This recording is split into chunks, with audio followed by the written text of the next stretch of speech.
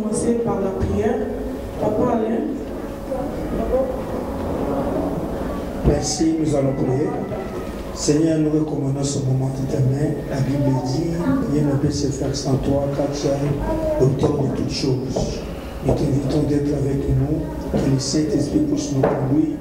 Tout ce qui est du diable, nous le détruisons dans le nom puissant de Jésus.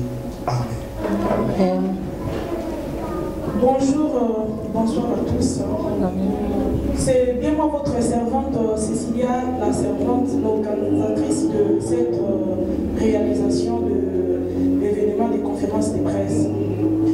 Mesdames, mesdemoiselles et messieurs, distingués invités à vos titres et qualités respectives, je vous dis merci d'être là.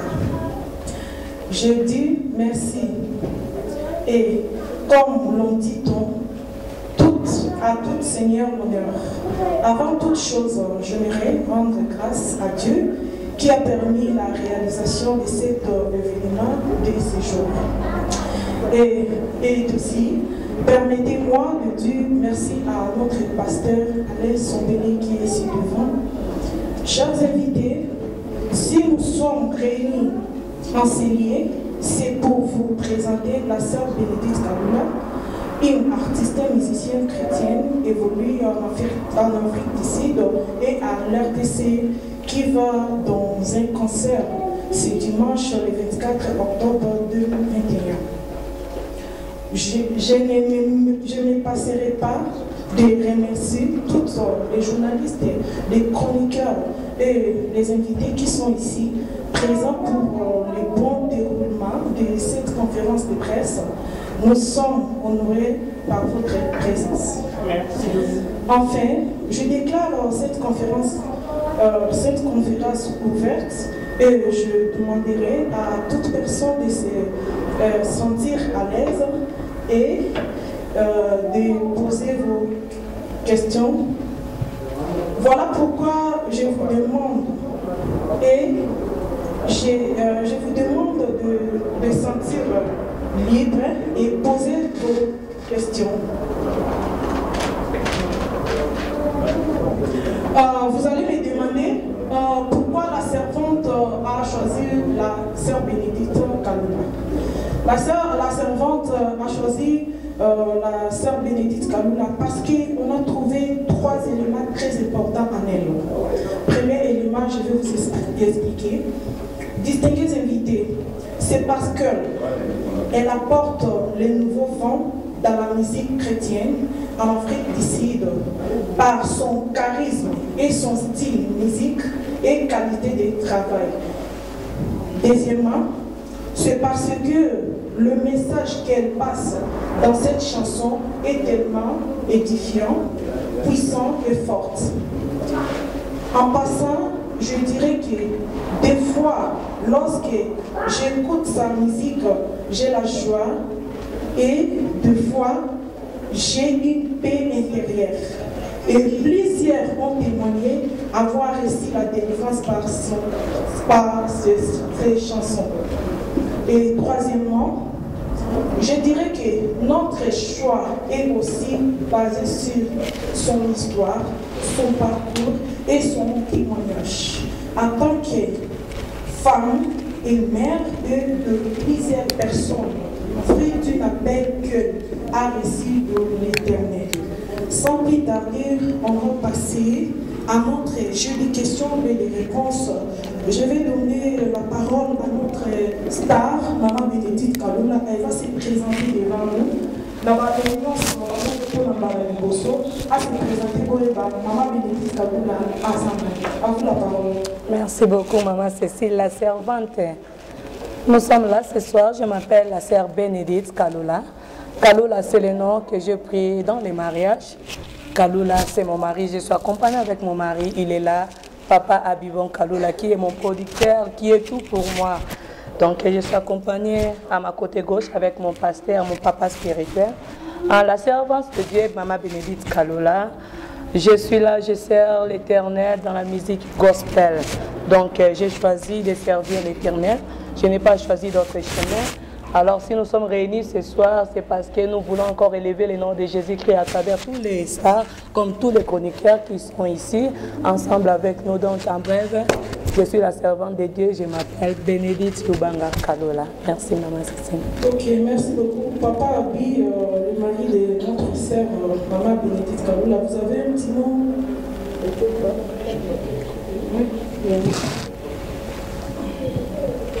Merci la servante pour la parole donnée.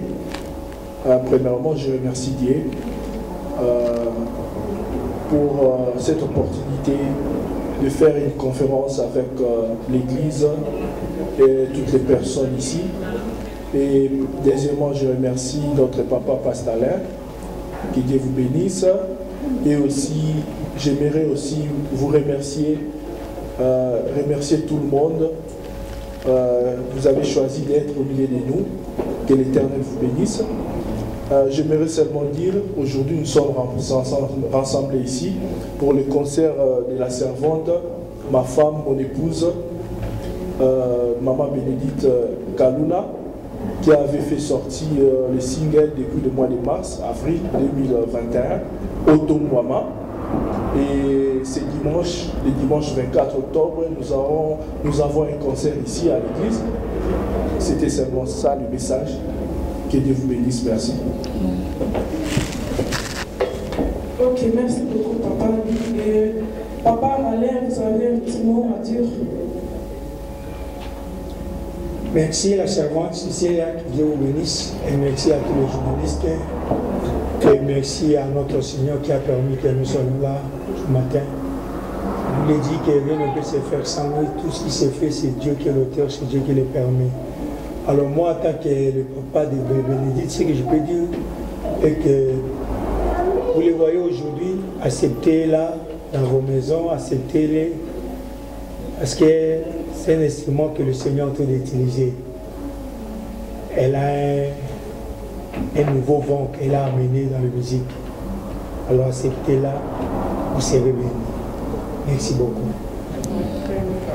Merci beaucoup à tous. Là, je vais passer à un jeu de questions et de réponses. Je vais inviter ma soeur, ma consoeur, Mireille Kalala. Elle va se présenter et elle va poser ses questions. Bonjour la foule.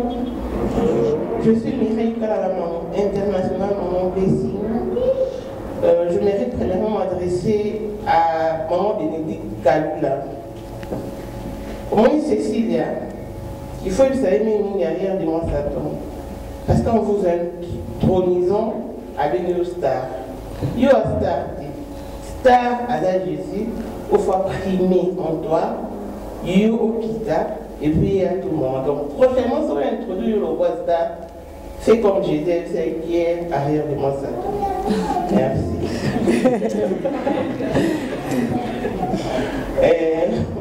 Là, c'est juste l'ambiance. Je ne t'ai pas donné la parole, ma chérie.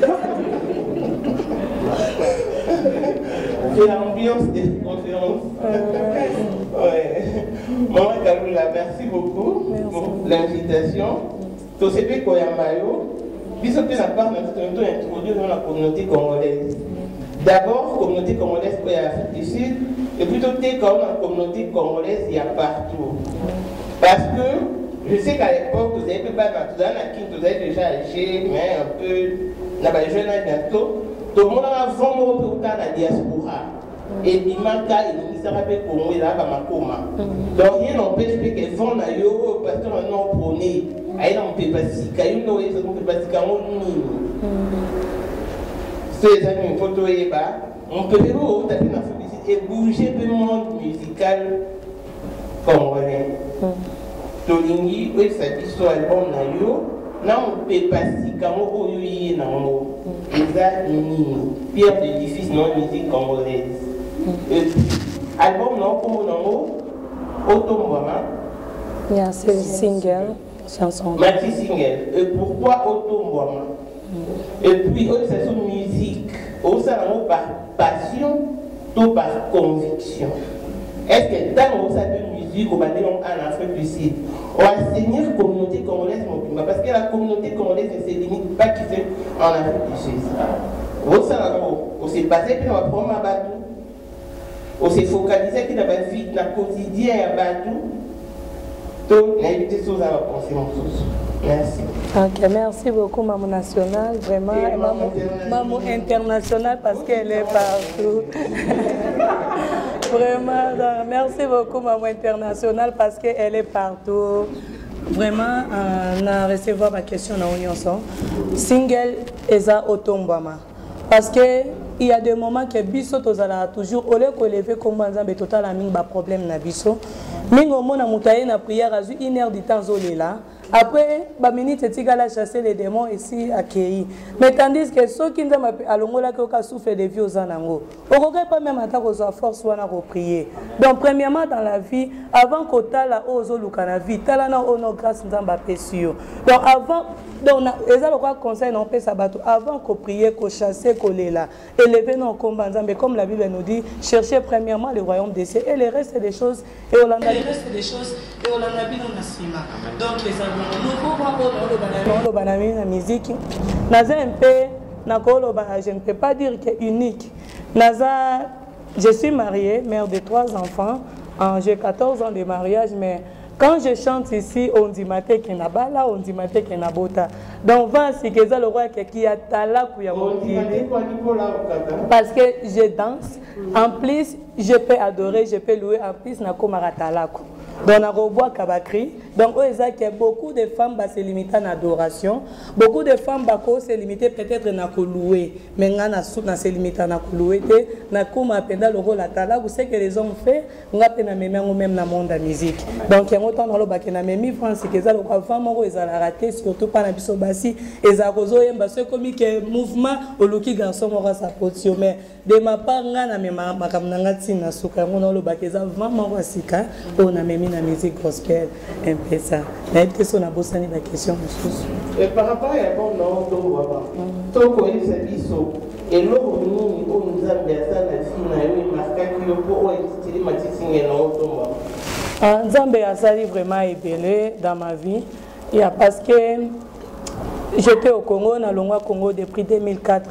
J'ai parti en Angola, c'est à Kense ma stepmother.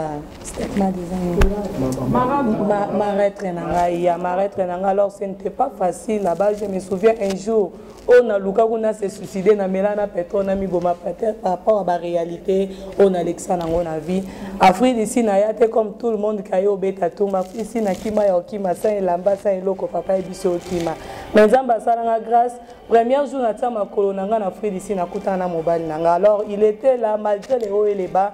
Azaki wana pona ko support ngai nandima ka tem suna mboko Afrique d'ici ni papa ni maman ni support mbongo ya kate lokote mais Nzamba abatela ngai épargner nga peut-être na ba risque belo ba fie belé ba l'équipe ba réputation beba mais Nzamba épargner nga donc na mona ba sujet musuto ke na prière nanga na ko ya kolela donc Nzamba délivre na luka ke na banzembo nanga sotali anta mingi za mingi na délivre kombo Nzambe donc na mona ke sujet on a ko pesa na banzembo nanga quelque soit na zo adorer mais mingi za basé na ko élever comme Nzambe pour na grâce à ça la vie nanga.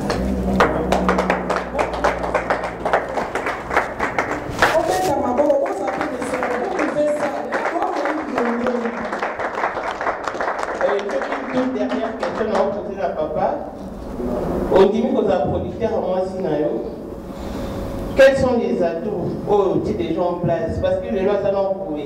Alors, présenter Bissot, papa, parce que si ces actes m'a envoyé, l'hôpital m'a envoyé à comme ça. On ne va pas se comporter. Parce que, garde le fou, il aussi déjà.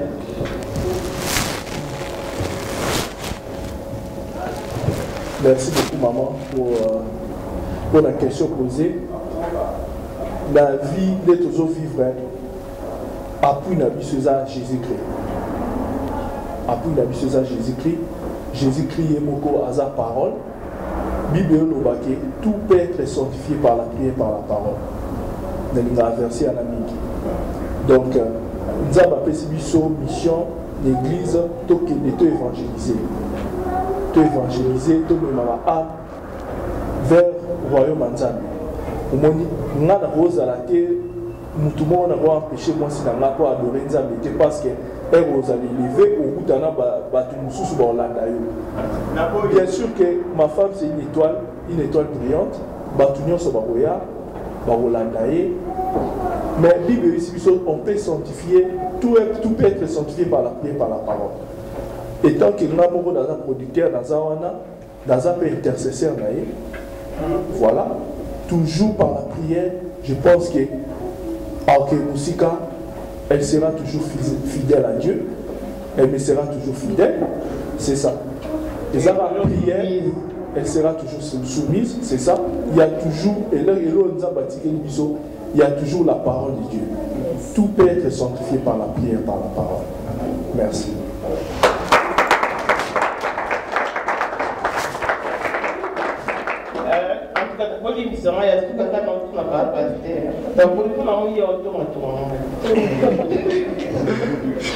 Papa pasteur, il y a Sœur Bénédicte Kalula.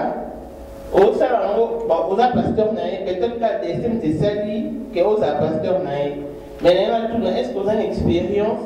C'est votre première fois de sortir une star au sein de votre église ou vous en avez l'habitude? Que vous avez déjà préparé en conséquence comme étant pasteur, des gars où il y a un pasteur. Merci.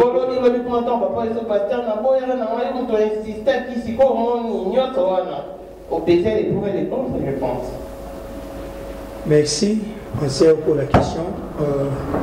Je pense que l'Église a totalisé aujourd'hui 5 ans. Et dans les 5 ans, elle est la première personne au Yonzab ici, dans le niveau de la musique, au niveau national et puis international. Alors, ce que vous avez dit que pour la préparation, non. Je pense qu'on est bien préparé. On est bien préparé tel qu'elle est là. Et pas bien formé, je ne pense pas qu'il y ait des gars qui là. Parce que nous avons notre service. Nous avons avant de s'est préparé déjà. Avant que David soit sorti, Dieu l'a préparé dans la forêt. Alors, tel qu'elle est là, avant de Malolobo, nous avons préparé l'équipe à un niveau la brisement, l'humiliation, tout à l'état et coquille, nous avons réussi. Donc, je ne pense pas que des gars qui sont là, des gars qui sont là. Merci. Parce que nous avons oublié que des gars qui sont là. Ok, merci beaucoup. Avant que ça concerne Daniela Parole, dans un point national, la question posée qui notre star, Maman Bénédicte Kalula, que Maman Bénédicte a répondu que n'a pas m'appelé Atalak. J'espère que l'invitation il faut qu'on se sentir parce qu'il y a Zasta, il y a Studio T. Maman Bénédicte, comment ça va tout quelqu'un la passe à la non, c'est la promotion, c'est ma soeur. Et en plus, elle est présidente dans l'orchestre pour ma Cécile en Caprina. Donc, c'est ça. Donc, elle a star, mon bisou. Attends, au bout d'un moment. Comprenez, c'est l'ambiance de la conférence de presse. Là, c'est maman internationale. Donc, elle est comme ça. Il y a chauffage. Donc, tellement Mali les a chauffer ça. Maman Bénédicte, ça, vraiment, a capé la moko, comme à la tala. Donc, vous avez musicien, il y a studio T. Vous avez musicien micro, ça vraiment, et l'eau, on va sentir que oui, maman, ok, c'est malgré que je travaille beaucoup à répétition. Ok. Avocat la papa Michel na otombama. Ah, lokola ya tombo mingana koyemba nzembo. Nalela po Yesu azala kite. Isole comprendre ezokende. Ah, ezokende. Po Yesu amemi nzembo ya bola mwe anatoni. Obina kabapi nzembo yo. Azoki Yesu teremi lelo malade kweye. Soki Yesu teremi lelo blokaje kweye. Soki Yesu teremi lelo kutime kweye. Ah, na kole mateo. Oyende nyoso vinanga ye. Molonga vinanga seyo. Oye seye ye. Alokola toma miawe. Lelo kobongeranga. Kuna sana manefu. Na bola mwanzambe. Okolelelo mwawe. Zemone Jessica. Mina kaya. Anamo temo yo. l'église. Que Dieu nous bénisse.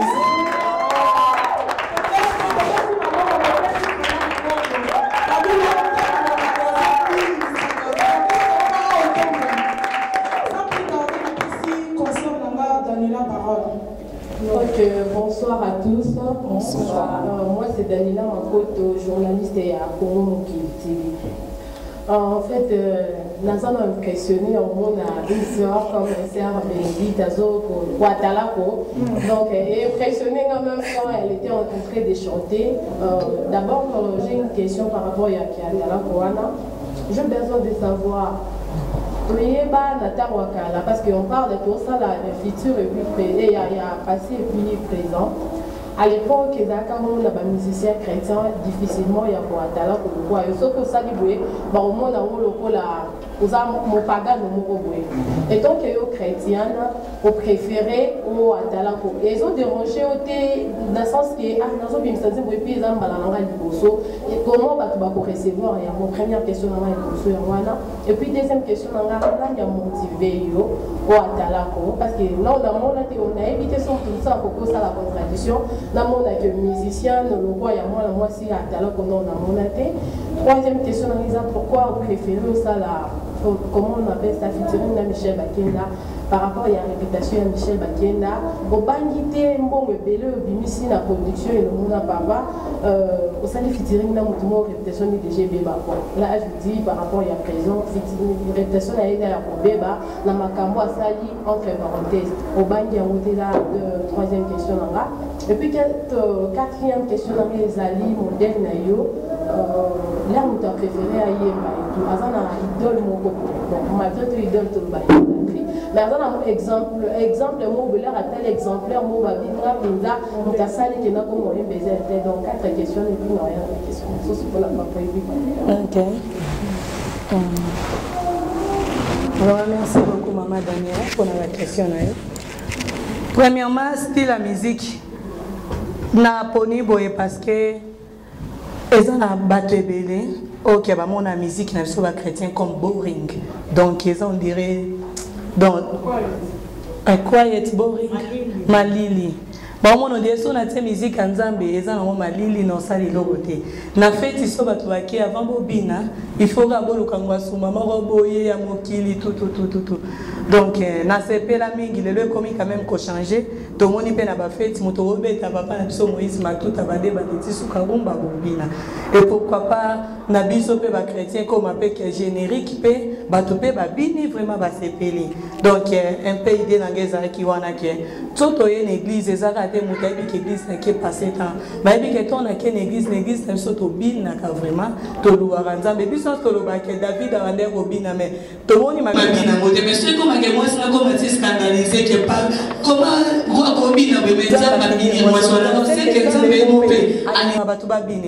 mais tout le monde a que les chrétiens vivre dans l'hypocrisie. Au moins, on a dit mais quand on a a changé totalement. Avant ça parce que nous chrétiens, papa n'a apporté.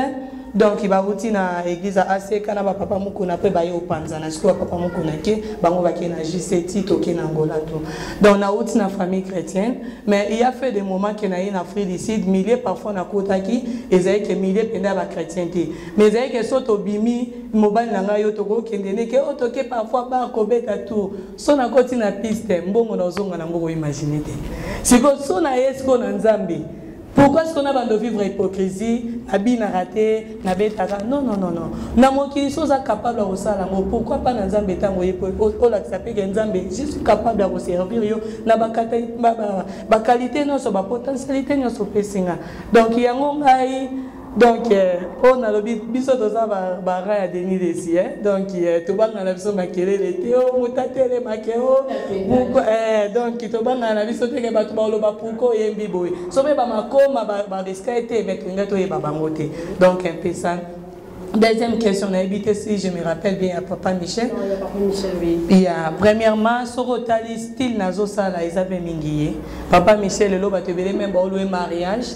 aye abinisi penda bato penda tina suka abinisi donc eza mingi même l'église n'a doit travailler mingi donc ba crignon ce soit bimisi pour na travailler ngo na ye donc tant ba ici ngaza na Afrique d'ici dans tout cas n'hésite à quitter na contacter qui en plus azane cool quand même jour to kuta na epanzimi to studio to sali ngana l'accès nzembo na ngeza boye pa improviser to sali nzembo kana jour bon réputation ana soko landeli na uti Congo promotion en tout cas na Congo réputation les ande biso bato libanda to kanisate voilà au moins biso libanda to za trop internet internet mutaro zone kaka que vidéo no we a manipuler ngo pa bimisi biso peka bato to fula bato ouais je n'en disconviens pas mais papa on a biso libanda de to zo makambo parce que j'ai ma mère au Congo bilan monsieur za no pese mes informations mais na Congo comme na modi et éviter en plus on a que Congo mutu nyonso accepter nzembo wana mutu nyonso accepter na ngo preuve la même l'église à papa Henri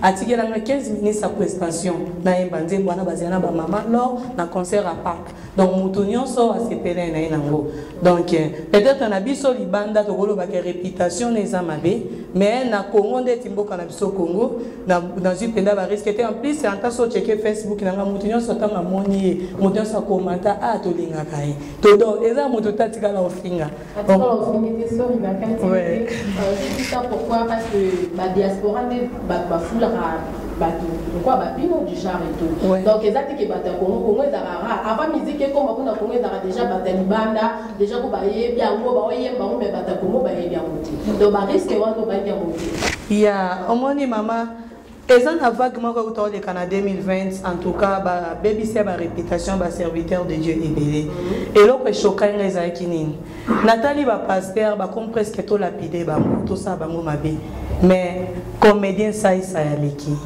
après cet exemple alobi donc bon finga on a moni poitrine à papa Moïse Mbi et tout mais Jésus Christ kout ba bataille na chair bataille na poto ça est lamba bon mon ngote abi total ba histoire na Bible tomoni Abraham o balobi ke père ya biso nyonso mabimi na mwasine na servante nyonso bo mon ngote après servante basuka bi Marie femme mutu déjà proposé balé na mariage mais nzambo akeli biso sente mwasina mais mutu pa okanga nzambe azate siko so mutu mokili a raisonner bongo ke pona quand même ko couvrir réputation ba serviteur de Dieu mais pourquoi nous les chrétiens so tapé bateau ba finga bango za mingi milliers na biso ba chrétien au moni mutu so sali ma baby belobi ke juste à kokoya mais so ka koya ezate ke to lapidé to pesi chance à télémi donc pona mutu akoloba gauche droite en tout cas moi je sers le Seigneur nebi ko si longtemps que musique n'a pas associé à la prière dans un toujours moto influence moto moi regobe c'est la banzembo na nganya sote pour ceux qui aussi longtemps moi sont dans un célibataire mais naza marié na beloni na sala mobile na pas ça donc fan quoi il y a Michel Bakenda donc on l'aime beaucoup idole c'est ça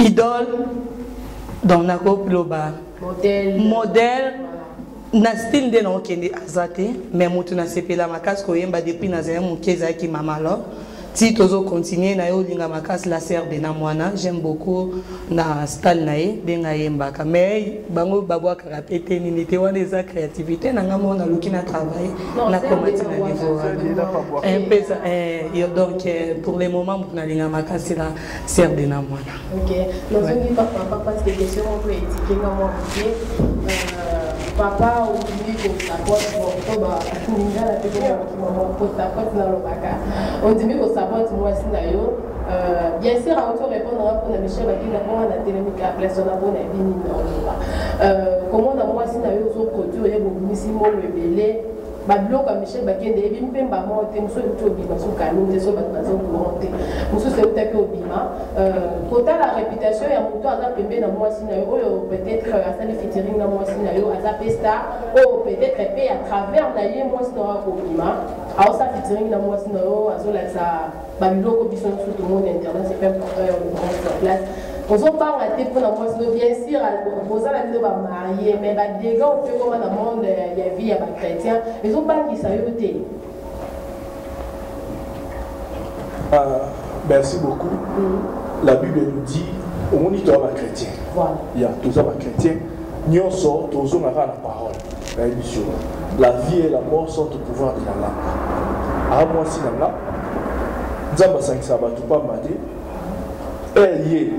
azobima nga mosala nga nzambe apesi nga nazoprie mpo na ye faut na prier mpo na ye jamais nakotika mwasi na nga ata ndenge azala na église awa bien akoyebisa bino ata aza na église awa ava yemba nga na priere mpo na ye. Donc la vie et la mort sont au pouvoir de la langue. Naza wana pour nous bénir rien, naza wana pour nous kanga porte mon monde à côté. Bangi Michel Bakenda de bénir. Na obanga Michel Bakenda te parce que ngana ye d'abord non dit to za boto douma fort. Na obanga Michel Bakenda te. Ah. Na habité. Oyo mozeli ma. Na obanga Michel Bakenda te biso to za honnête. Ngana mwasi nga habité bino to alors que ba clair to bina. Donc na omona ko Michel Bakenda te. Amen. Bon, donc c'est ça, na loba étant de to vandi boy. Job est abandé ko banga bana ni ba ok sala mabe. Abandé ko banga, ma ba abandé ko banga ya ngo kotaki. Barrière na biso bana nzambe. Dieu, la Bible nous dit, Dieu nous a donné un esprit de robanga te. Un esprit de bon sens, d'amour. Omoni donner aux aboyés un esprit de puissance. Nous avons déclaré pour la moi toujours elle sera fidèle. Omoni dobanga mona funga mana ba dobanga.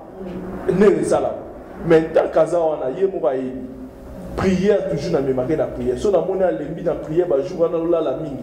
Na la mousse na yise maman Nicolo on a concert chaque minuit on prie. Donc moi na faut na déclarer pour naïe, je déclare papa na épée pour lui bazana il prie toujours pour elle. Au moins, il faut déclarer parole dans 10 000 mois.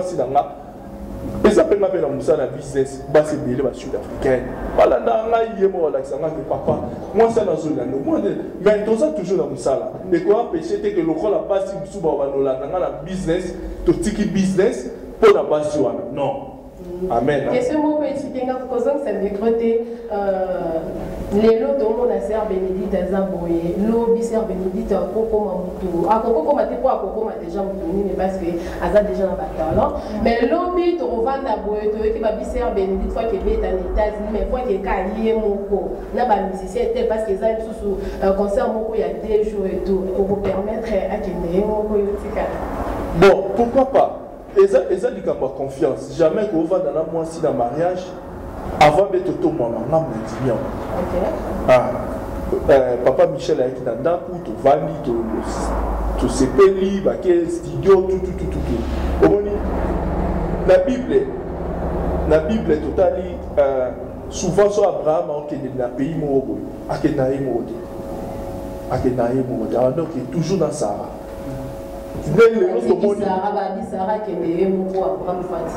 Et ça problème qui est na émission. Preuve ezali na mois de mars a outi commence à 3 mois. 2 mois na.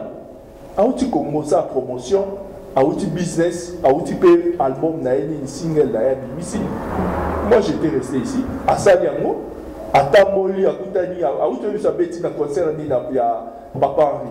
A outi kuna azaki na concert musufa beta décembre awa tozaki pe suna nini concert musufa ba beta na papa Michel tout préparé qui mais to canceller parce que ma ke bongoté donc akenda déjà c'est-à-dire que dans ça dans la confiance là. Merci beaucoup papa. Pasteur, de quoi Banzolo va se présenter, c'est comme on a deux pasteur à sœur Bénédicte. Première question d'abord, on a présentation, comme on a nié pétis, on a place au sœur Bénédicte à Bénédicte. Et puis je vais continuer. Ok, merci ma soeur. Je réponds au nom de pasteur Alain Sombele.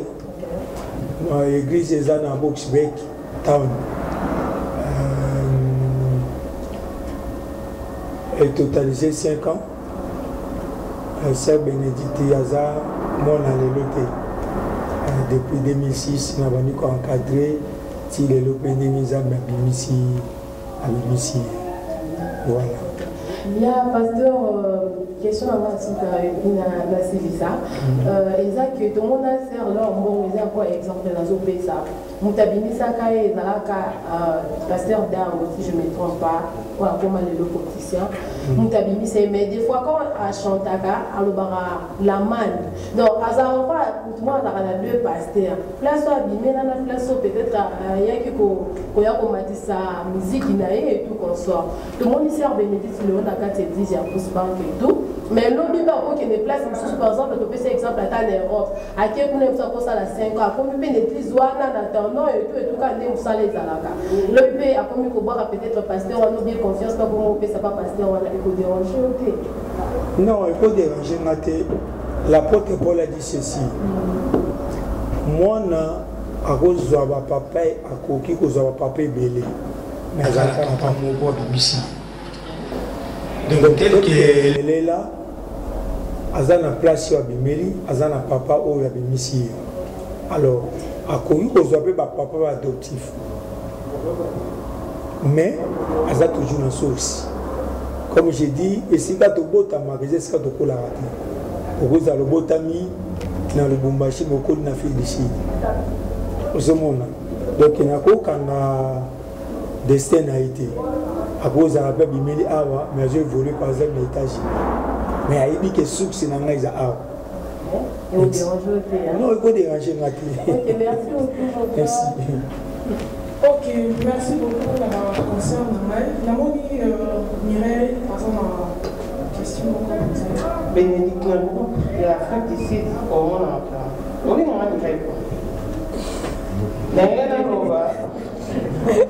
par rapport on aurait répondre Daniela mais n'est pas parce que dans mon accentué mini point Michel Bakina et d'abord on va chrétien nous sommes bisous partout dans le monde parce que bisous je suppose que nous sommes chrétiens. Michel Bakina après avoir posé ses actes involontairement assez grave pardon et puis la ligne assez éliminer la scène ecclésiastique. Bisous de cet été de l'Imbissio. Et puis, puisque nous sommes chrétiens, chrétiens à l'Imbissi à Bosanaka. Et puis, nous avons apporté moi correction par Daniela. Oui, tout le monde a une vidéo de pirater qui compte WhatsApp de Michel Bakina. Mais non, donc jamais pour pirater. Tu vas pirater à WhatsApp. Jamais, je n'ai jamais vu ça. Moi, c'est ça que je se démontre. Tu vas pirater à WhatsApp, il y a mon coup. Et puis, on a vraiment débattu à ça dans la privé, dans la question, mais il y a un chrétien. Sauf que les gens qui ont pour dépendre, comme ça, c'est ma baie pour crucifier, mais l'autre temps, l'absence de David. Batunion, sur la bande, parce que l'avant là. Et on attend l'absence 23, on attend l'absence 27, mais on a comment on a David, quoi là, on a serviteur naïf. Père Bomi sera serviteur naïf. Malgré ça, compassion de David, on est pinza mazobingi. L'homme c'est mon cœur. Amen. Donc, Michel Bakina et nous l'aimons comme ça. Merci beaucoup. Ok, merci beaucoup pour notre concert. Dans le public, on a une question à vous poser. Après, les gars de Bosso vont poser des questions.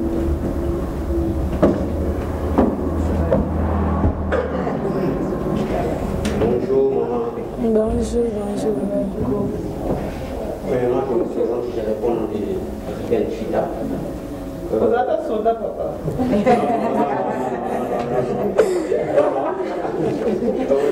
On doit bien faire ma candidature. Ok, merci beaucoup. Dans la question, il y a beaucoup de maman Bénédicte. Premièrement, il y a maman Bénédicte, il y a bâti abîmé de wapi. Tout le monde papa na biso lelo adams abima na ko Gaël. Tout le monde bayani Kipumba, babima pa Charles Mbaya, tout le monde va débélé, babima bima na mon son paka. Alors on a lingi de découvrir ensemble na ba fidèles spectateurs ou ba la biso na bicho doye ba maman Bénédicte a bimé na kopuni. Deuxième question nanga eza que na éviter ce qui est la idéologie à l'élo tout le monde a un ministère dans l'église chef père spirituel dans oiseau vrai aza déjà na moi nanae qu'est-ce que je peux dire aza déjà na moi nanae oh il y a beau temps préparé ce qui a zaté à remplacer. C'est la même chose aussi et là quand on côté dans le domaine de la musique les logiques producteurs na yo le quoi mobile na et ça rapporte au producteur mususu za la quitté Troisième question, c'est que la ligne na aussi, les lots du solo na yezobeta, ils a single pour Shobimisi, tout ce Bimisa, tout ils a un album P, et laissé Bima et Yokanate, Oyone Bimi, Neto Limito Yeba. Et à part ça, s'il vous plaît, n'a ça vraiment.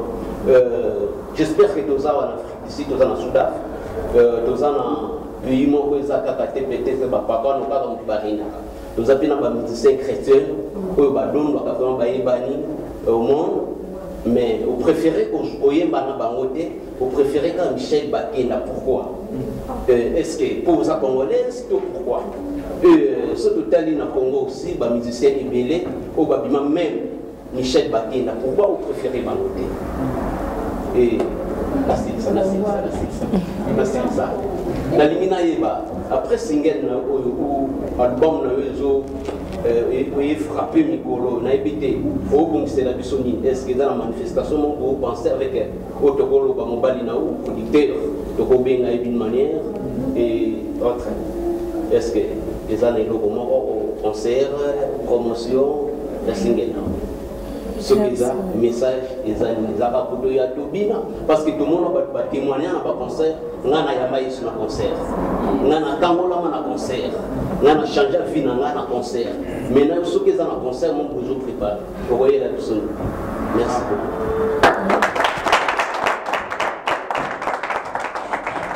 Ok, merci beaucoup. On va répondre à mon frère à la dernière question avant d'appeler sa maman Bénédicte. J'espère que la modération en ligne a DDA qui est déjà tout.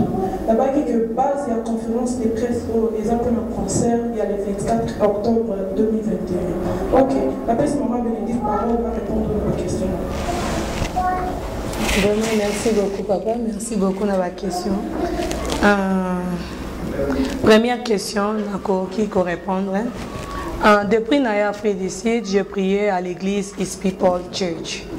Is People Church, j'étais là-bas. Notre père spirituel, Papa Nabiso, c'était pasteur Michel Molowai. Oyakufa, adjoint Naye, c'était le pasteur Alain. Tobande ko prier kuna biso nyonso. Tobande yemba na El Shaddai Band. En plus, tous les musiciens, maman Nana Baza, papa Pascal, sont kuna. Donc, kuna autre dans le bakeza cours des grands. Donc, pour Misamutu, ce n'était pas facile parce que Zaki na entre 3 musiciennes au Babima basala album bani donc yo pose un espace et ça coûtait parce que Bazaki déjà ba maman ba 47 ans tout donc ce n'était pas facile. Il fallait qu'on se battre pour un jour yo pe oyo kana. Okoyem sous répétition peut bâtir mon pandi ba qui pas côté mais oya kaka oya dans ce moment là église c'est na Rose interview mais on a vendara na Little Force Kota Christa na Road Depot il fallait que nous 3 transports moya pe 3 transports babo ya toyemba ba veiller au long attendre ko bi ko na voiture te au long anda ko 17h au comme avant au participer na veiller mais mon souffrance ça ne va pas mais Nazaï toujours nayaka formé donc il a l'équipe il a vraiment la formation j'ai fait presque 12 ans na orchestre wana si yako marqué na moment moko ba yo engagé président Nabiso président Maurice Mwanza mais azaki un peu moi bis et comme le kangam nazo secondaire donc on a eu secondaire nazo préparé concert il y a 2016 concert à 2016 mais ba yo la sangate ezapé na serment yemba ka maman nana que je salue elle est là na yo maman nana na ba musicien musuto beti premier concert na 2016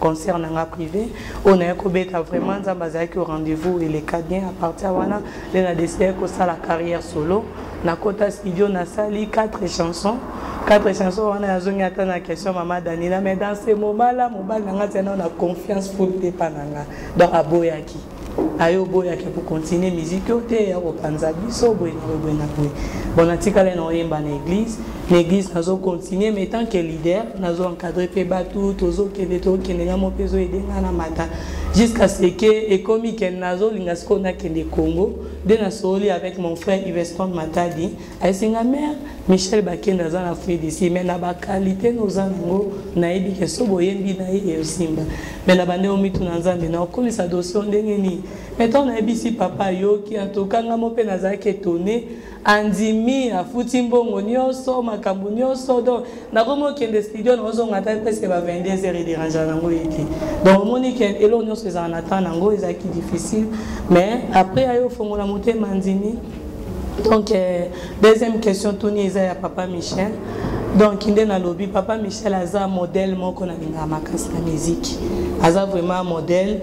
Donc na mona so na bina focus na bana basi baza penda te na ba façon na linga ko travailler. Mais na bana mibali en plus aza pe le sel o lelo quand même atemi so landeli musique nyonso ma mikole komika lokola ye. Bas donc va mo réseau ya mutu nyonso komo luka un peu alandaye. Donc pourquoi pas ba mibali balande menga pe na za moi sina ko ipe ko na moni ke na ba capacité wana pe ke na landande azo sala. Donc yango moni à partir ya musique na ye modèle na ye composition na ye façon à salaka parce que mon attaque lokola tomba mia waye mtaper la parole wana. Donc style n'est vraiment zapenda donc une bénédiction pour moi en plus koyemba na eza le roi mutu moko travaillaka babimi c'est le yesuko boy donc eza le roi mutu penda donc na revara keto kutana to kutani donc na profiter na saisir les occasions ya mo desi ngabi merde ko yembi na nga folu kela nga sika makasi po yeba ni mbala moko donc je ezati donc yango moni na profiter quand même na wana na point autozolo ba ke mobile na nga za producteur mususu ka monani a produire ngai ça ne dérange pas. Mais tobo ya kaba risque parce que les lobbies so basi ba omo so comme ba marchandise. Motavant produire yo, il faut senga bimana yo, il faut senga sala basa donc et comme il presque basi et belé. Na moment ozota la maman de na mwana derrière elle, mobali na ye. Omo ni yende buta komi presque wa sala presque magam nyonso. OK pas maman alors mobali na ye. Donc otala ke basi nyonso, la sœur Deborah Lukalo azala kia tokenda ba Johannesburg ba bensinga na beti e pa beti wena metala tango bali omoni va mususu ye tango bali na telemi va musu ya sike koti na vie na ye. Donc pour ne pas dire maman Esther akawa abala mais tant kaya free d'ici producteur à produire ye ba baby c'est les réputations et comme il y a des désordres dans la vie na ye producteur alinga ki donc à cause de biloko wana en tout cas on a un Congo c'est que mobile na permettre ngate na okendete et ça ba dimanche na va na on a bi pour le risque lo ba passer rebelle ba comme na magie okende bo surtout qui si vie na baby. Donc en tout cas eza expérience mon azu parce que tous appels na sero vine beba koska kabimisa album m'ont imposé ma beaucoup vie de tout ça mariage et kufa sundoli bana donc un peu ça donc c'est pour cela ngai pour na vie na ngana se protéger na mona ke mobile na ngana simana.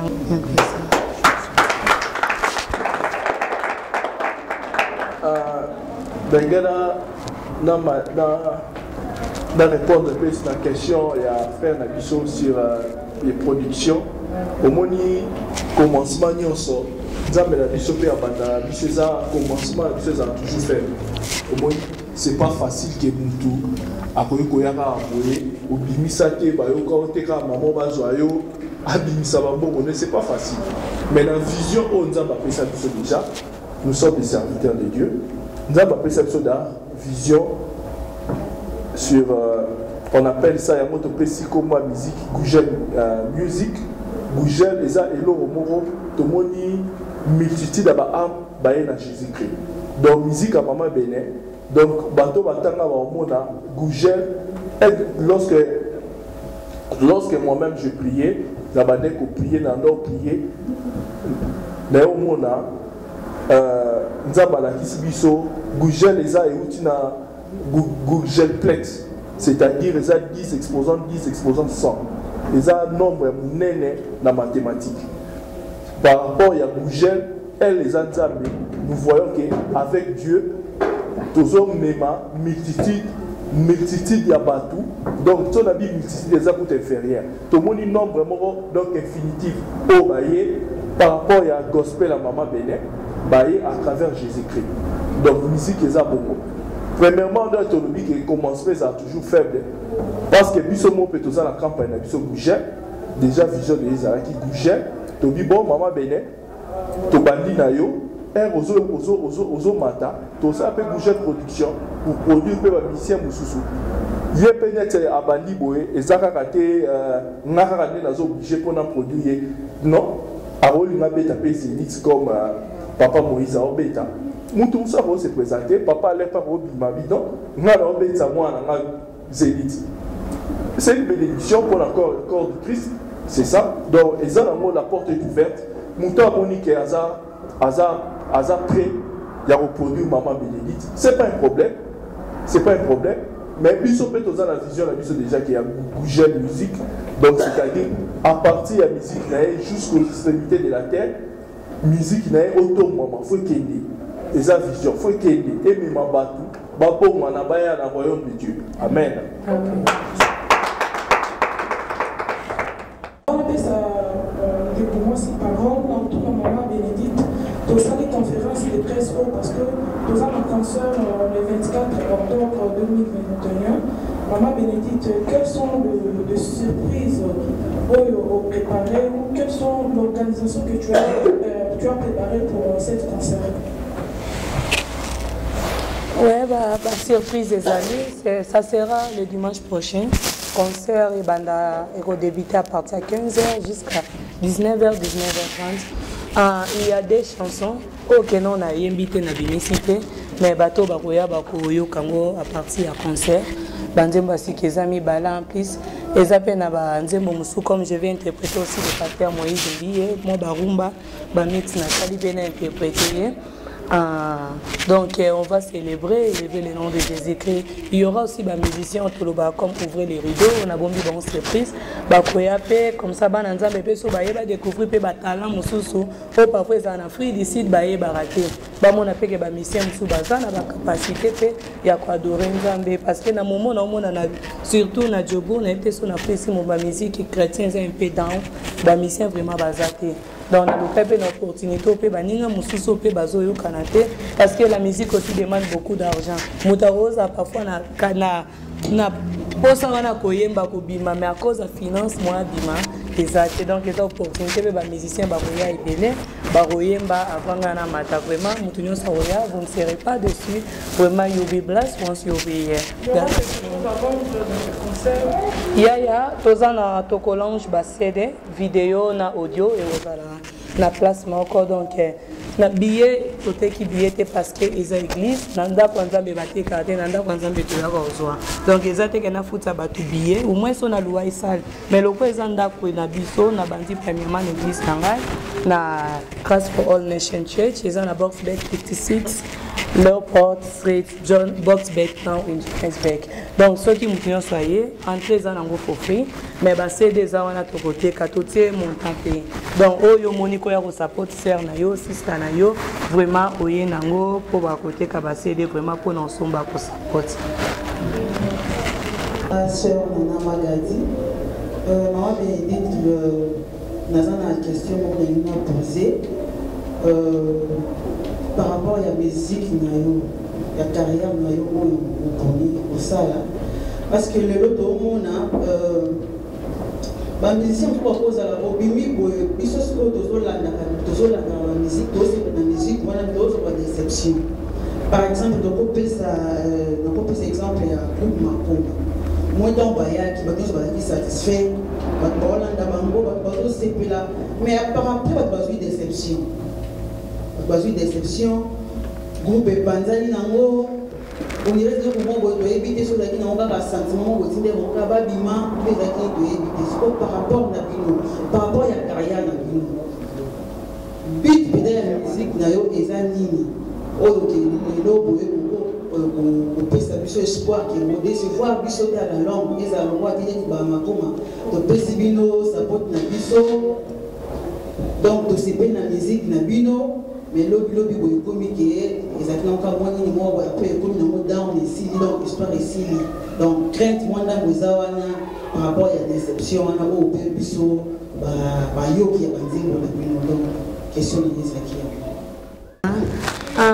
et l'autre comme ça problème na kawane ça tient mon oiseau ça la musique comme question maman internationale a tourné la bosse pour répondre musique pose à la passion na yo premièrement tu dois être de nouveau aux anneaux chrétiens autant noter parce que naza voix kitoko nde yango na yeke pour na yembela nzambe non to sali to exemple lokola toza na sœur na biso na frisi Rebecca sœur il y a l'obéissance chrétienté mais pour ça, nous avons musique gospel. ezelo mosusu yango moi batabongo so moni azosala mabe parfois bato mosusu baoperdre foi na nzambe tako moto ayembela nzambe akomi boye tozwi so tali bainterview nyonso ya notre sœur Nathalie Makoma aloba bien ke ya bando yembela nzambe ta bando yemba po ba ya babenga ye donc omona ke ayo osela nzambe asali yango te parce que za chrétienne abongoli motema vi conviction que vraiment na décidé kolanda Jésus qui comme Seigneur et Sauveur non aye panzambe po ba ya ba sali musique oyemba bien ya koyemba alors na part nanga ezake normalement na zana chrétienne je suis né na famille morte et zana famille la chrétienne OK mon père je dis toujours que az apporte à servir nzambe donc na famille na biso toza bata gauche droite te magie te kisite ni te bilom super na pe na famille siko uti mais avant on a bandus el nzambe na zana no chrétien en plus de cela je prêche la parole na moderaka je fais presque tout au moni na plus de cela donc non servir nzambe te pour na imba na sentiment ou bien pour lobby na pengwa non servir nzambe parce que na ebi nzambe nini na zolanda nzambe nini makabni na sali na vie na jusqu'à na comme ce jour je sais que na tourner si maté na kobeta tolote mais par l'aide du Saint-Esprit parce que la Bible nous dit ce n'est ni par la force ni par l'intelligence ou la sagesse mais c'est par l'Esprit Saint qu'on peut tout faire na bi que par l'aide du Saint-Esprit so na tie foi na nzambe na ko tenir jusqu'à la fin donc na ye na monde ya musique pour na un peu que ça la différence na moment que bato ba réputation zobe bato zanata soto zanata parmi deux ngabe na za moko na kati bato quand même ba otambo na crainte de Dieu ba olanda vo nzambe ba se détourner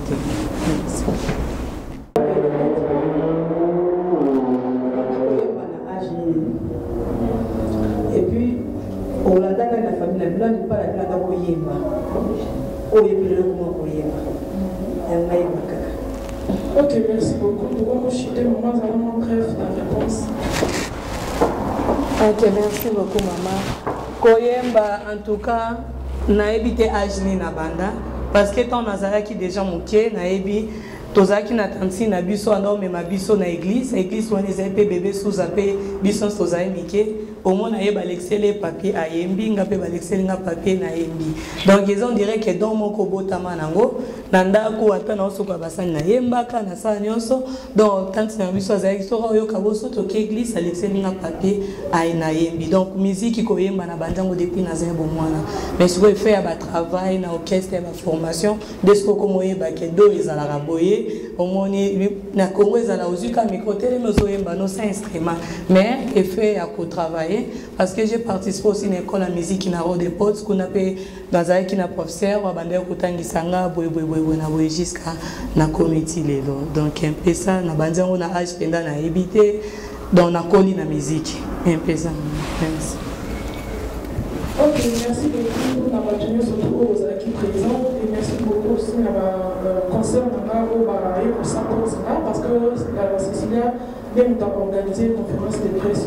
Maman, mais pour ça clôture, ça résumé à ma communauté sur le bout d'un rapidement parce que tout le monde est déjà dans son cas.